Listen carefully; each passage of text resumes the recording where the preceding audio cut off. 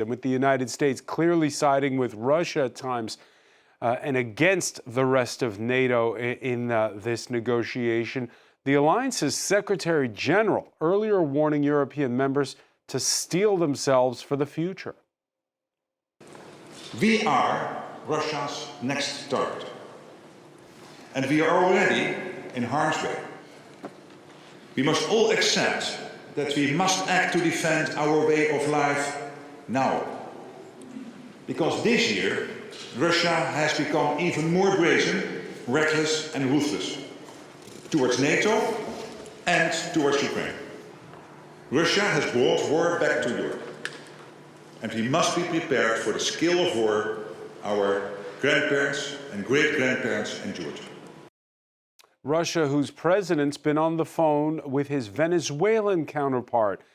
Vladimir Putin showing support for Nicolas Maduro after the United States seized an oil tanker off the coast of Venezuela. U.S. President Donald Trump hinting he may want to keep the crude that's inside of the cargo. More now from Morgan Ayer. This is the daring moment U.S. forces dropped from a helicopter to seize an oil tanker off Venezuela's coast. U.S. media reported that the tanker is called the Skipper. Washington sanctioned it in 2022 over its ties to Iran and Hezbollah. Donald Trump confirmed the seizure, saying it was for a very good reason. As you probably know, we've just seized a tanker on the coast of Venezuela, a large tanker, very large. Largest one ever seized, actually. And other things are happening, so. The U.S. Attorney General said the tanker had been used to transport sanctioned oil from Venezuela and Iran. For multiple years, the oil tanker has been sanctioned by the United States due to its involvement in an illicit oil shipping network supporting foreign terrorist organizations. By going after Venezuela's oil, this marks a significant push by the Trump administration to pressure Venezuela's President Nicolas Maduro, who it has charged with narco-terrorism. Maduro has denied any involvement in the drug trade and says the US just wants a regime change and Venezuelan oil. The country has the largest proven oil reserves in the world, which reached around 303 billion barrels in 2023. This view was shared by a US Democratic Senator, Chris Van Hollen, who said that by seizing the oil tanker, it casts doubt on the White House claims that it's stopping drugs, and its real goal is to oust the current Venezuelan regime. And for more, let's go to Boston. Daniel Lansberg-Rodriguez, professor at Northwestern University's Kellogg School of Business, founding partner of Aurora Macro Strategies. Thank you for being with us here on France 24. Thank you, François. The seizure of this ship. What more do we have any idea why this one? What exactly is the story behind it? Well, the United States is getting very creative in terms of, it's how it's defining these interdiction efforts, armed narco or anti-narco terrorism efforts. What's really interesting here is that there isn't really a precedent for this, and that involves you've had an extension of what it is considered international terrorist outfit. You've been broadening sort of the scope to include narcotics, and it actually creates a little bit of a gray area because, generally when you seize something in an anti-narcotics raid, it's something that cannot be resold. It's something that has to be destroyed because it's illegal. That is not the case here. And the other times that they've seized oil, it has usually come out of the Middle East, which has a sort of different set of norms because you've had several congressional authorizations against Islamic terror passed in the sort of wake of September 11th that don't necessarily apply here. So it'll be interesting to see where the money ends up. In terms of the actual ship, there's it's essentially an open range because what the Cartel de los Soles designation did a few weeks back, I believe we discussed it at the time, is that it's a very sort of porous border between where the Venezuelan government ends and where the Cartel de los Soles as defined begins. U.S. courts have already decided that PDVSA, the national oil company of Venezuela, is, the same thing. It's an alter ego of the Venezuelan government, which means that, you can sort of alter ego from Cartel de los Soles to Maduro, and then from Maduro to PDVSA, and, someone's going to have to sort it out afterwards, but it sort of gives you, the sort of plausible argument to go in. And it sets a warning that, they can seize anything at any time, which if you're trying to get a government off balance, as I think the United States is very much doing here, to see if anything shakes loose, it has made a stir. The timing also is probably not coincidental, given the award and the pageantry around Maria Corina Machado's Nobel Prize in Oslo yesterday. Yeah, and there have been, of course, predictable reactions. Venezuela's president calling this an act of piracy, and it's been justified on Capitol Hill by the head of Donald Trump's Homeland Security outfit, Kristi Noem. This before congressional leaders. They appear uneasy, many of them, for the reasons you just explained, with the sort of this sort of gray area of this seizure. What's public opinion like where you are in the United States when it comes to this tanker? So it's actually interesting. I would say that in terms of the sort of Trumpian base, foreign policy issues are not a big driver. I mean, we saw, not a ton of polling has been done, but what there has been has shown that, moves either to assist friends of the administration, like, bailing out Milei in Argentina, or, some of the escalation in Venezuela is very unpopular. At the same time, the fact that the Trump administration has managed to, really strengthen the narrative that transforms Maduro from a sort of democracy problem or even a migration problem into a narco-trafficking problem dovetails with the opioids pandemic, which is, a major center of interest for a lot of his base. So, in that level, he probably has, pretty significant leeway. At the same time, there's sort of a pageantry to all this. I mean, we saw it in the video that was released of them seizing the ship. We've seen, almost weekly aerial footage of, the missiles zooming in on the small boat before it explodes. There's sort of a signaling of how much tougher this government is, which I think can also play well in certain parts of the MAGA base. In terms of, what, it means sort of for the broader population in the United States, I had a very interesting conversation here in Boston at a coffee shop yesterday with one of the waiters who was Venezuelan. He hadn't been here this too long, and he knew that there was something going on with the Nobel Prize, but he couldn't remember the name of Maria Corina Machado. I think within the, I'd say that within the circuit of people who are, really sort of tuned into geopolitics, this is, tremendous. These are new precedents that are being made and smashed daily. I'd say, sort of kitchen table issues, I'd say, are probably more dominant, even for folks who you would assume would be very tuned in here. All right, so here's one that's difficult to explain, perhaps. But I know you could do it, Daniel, for that waiter in Boston. Okay, I'll try. How do you explain Venezuelan oil? There's this company called Citgo, which is American. 80% of that crude gets exported these days to China. When you're thinking about where this oil was supposedly headed, it's really complicated to explain it. So Citgo is in the final stages of being lost by Venezuela, and that's something that it stems from the default on the foreign debt back in the late 2010s. And that means that, Venezuela owes a fair amount of money to international bondholders. One of those bonds, the PDVSA 2020, was tied into the value of Citgo.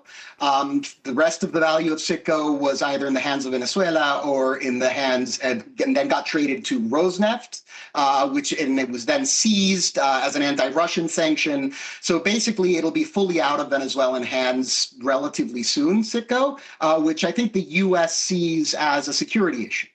And there's really interesting things happening in Delaware right now, sort of as the final stages of that process wind down. In terms of the way that Venezuelan oil works, yes, Venezuelan oil, as was mentioned in the video prior to our conversation, we have the biggest reserves in the world in theory in Venezuela, but it's the oil itself. It's very heavy. It's very sulfurous. It's not something you can just sort of shoots out of the ground and you can put it in your Hummer and drive to work with. There's not that many countries that can really refine it. The U.S., since becoming energy independent, doesn't really do as much with it. There's a couple of refineries in China, a couple of refineries in India that can still use it. So the oil tends to go over there. At the same time, there is a lot of there's a lot of sanction skipping that has to go on right now. If oil, notwithstanding the oil that is licensed to be exported by Chevron through a joint venture, but the rest of the PDVSA oil, it has to go through intermediaries. And that's by design, because those intermediaries aren't free, and then that hits the margin of the amount of money that actually comes into Venezuela. So I think it's a calculated, effort by the United States to, not get Venezuela to the point of starvation, because it's not a particularly diversified economy, but to make sure that, the leaders of Venezuela are particularly cash-strapped. And I'd say that part of it seems to be working. All right, and the price of oil this Thursday, relatively flat, we're seeing since the opening. Daniel Lansberg-Rodriguez, please stay with us, because we mentioned earlier the Nobel Peace laureate, Maria Corina Machado. She turned heads by escaping her country and showing up in Oslo on the morning after the prize-giving ceremony, her prize accepted by her daughter. In statements that she made at a press conference earlier in the day, she applauded Donald Trump's moves to pressure Venezuela, including when it came to the tanker. More broadly, she was asked about the prospect of an invasion. Some people talk about invasion in Venezuela, the threat of an invasion in Venezuela, and I answered, Venezuela has been already invaded. We have the Russian agents, we have the Iranian agents, we have terrorist groups such as Hezbollah, Hamas, operating freely in accordance with the regime. We have the Colombian guerrilla, the drug cartels that have taken over 60% of our populations, and not only involved in drug trafficking, but in human trafficking, in networks of prostitution. So this has turned Venezuela into the criminal hub of the Americas. All right, so joining us is Philip Turle from our International Affairs Desk, who monitored earlier that lengthy press conference where she was standing alongside the Norwegian Prime Minister. Your reaction to that clip, Philip? Right. I think that there are a couple of things here. The first one is that obviously Maria Corina Machado is living in very difficult conditions, and the election that she won was denied her, and also the other candidate who was going to replace her as a result of her not being able to run. And she's had an awful lot of difficulty getting out of the country to go and claim this Nobel Peace Prize, finally getting there today to do it, not yesterday when it was handed to her daughter. So a lot of questions are being raised about how bad the situation is in Venezuela on the ground. And she's one of the only people who's in there living in hiding, who's able to actually relate what she sees, what's been going on, with her supporters going around organising the election for her last year, and listening to what people are saying. And now she's able, because she's out of Venezuela, to be able to relate to the rest of the world what people in Venezuela are actually going through, because it's so difficult for any unbiased news coverage to come out of the country. So this is going to stack the pressure even more on the government of Nicolas Maduro. And there is now a question. I think the second point is that she's managed to get away, which was no easy task, from her house outside Caracas to get to Oslo for the Nobel Peace Prize. It was so complicated that nobody actually knew whether she was going to turn up for that prize. That's why the ceremony took place yesterday, because they weren't sure she would be there, whether she was going to be there on time. So they just went ahead and did it. She got there, and today we were able to actually see Maria Corina Machado in person and hear what she actually had to say about the conditions that she'd been living in, which are not easy. So the question that I think has to be asked now is, what is going to happen to her next? How is she going to get back to Venezuela? And what's the reaction going to be from the regime of Nicolas Maduro? Will they let her back in, or will they not let her back in? And that is the big question, I think, that we don't know the answer to. She claims she can go back. Before we put Philip's questions to you, Daniel Lansberg-Rodriguez, note as well the Wall Street Journal reporting this Thursday about her daring escape. She went on a small vessel. It was tracked by the United States to protect her, landing in Curacao and then making the trip to Norway. The fact that the Americans helped her get out, is that going to endear her to Venezuelans, or will she lose street cred? Well, I think that I'll try and start at the earlier questions. If Northwestern were to allow me to teach a course at some point, and I've never brought this up, but on how to punch outside your weight class in a Trump administration, it would basically be a series of case studies on Maria Corina Machado. The extent to which she has been able to sort of redefine herself to fit in with sort of the idiosyncrasies of the narrative space in which Venezuela occupies for the Trump administration, which is a pretty domestically focused administration, which is taking a much more outsized stance on Venezuela than any other administration before it, has been really, really, I'd say, out of the ordinary. A part of that has been, sort of playing to the Trumpian line. And a lot of, those talking points in terms of migration, in terms of Hezbollah, those are strong parts of sort of the internal narrative for Trump world. At the same time, when she was nominated for the Nobel, or when it was announced that she'd won the Nobel Prize, her first interview was given to Donald Jr.'s podcast. She has, really gone to great lengths to cultivate this network, but she's had to do so remotely because she's been in Venezuela and has been unable to get out. I do think that, or I understand that, the plan is to return to Venezuela, but I do not expect that to be immediate. I think that there will be, meetings in Washington prior to that. And whether she manages to get in will be huge news. Not so much, I think that in terms of your question, Francois, whether that will endear or disendear to Venezuelans, the fact that the U.S. played such a big part. I think that, the people, a lot of Venezuelans aren't particularly, tracking this as far as I can tell. There's, similar to the United States, they're, worried about everyday issues. Inflation's very high. They're worried about shortages starting up again. They're worried about crime. It's similar to the United States, maybe a step down or two on Maslow's pyramid in terms of the urgency of those needs. And the rest of it's very polarized. So, there are people who will look at the U.S. support as amazing. It means the U.S. finally cares about Venezuela. They see the depth of the problem. They're here to help. And others who, it'll play into a, long script of imperialism and, the sins of the U.S. In their backyard. And, how you think about it will probably say more about who you are than about the facts on the ground.